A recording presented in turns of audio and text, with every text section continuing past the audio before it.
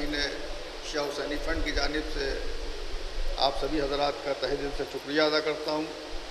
और बारगाह मासूमीन में, चहाज़ा मासूमीन में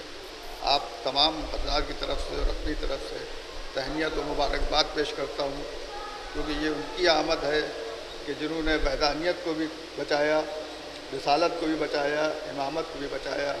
और ये महीना बड़ा बरकतों का महीना है, फातह शाम का भी महीना है, फातह करबला का भी महीना है। और इस मुबारक मौके पे हम तमाम लोग ईदी के तौर पे अपने वक्त के इमाम से ये ईदी मांगते हैं कि जो जो हमारी नेक ख्वाहिशात है वो इस ज़िक्र के सदक़े में पूरी हो और जल्द से जल्द इमाम का ज़हूर हो और हमारा किरदार, हमारा ईमान, हमारा अमल ऐसा हो कि हमारा शुमार उनके अंसार, उनके अनवार में हो। और इसी के साथ साथ मैं इस बात का भी ऐलान करता हूँ कि ये महफ़िल अगले साल तक के लिए मुलतवी की जाए।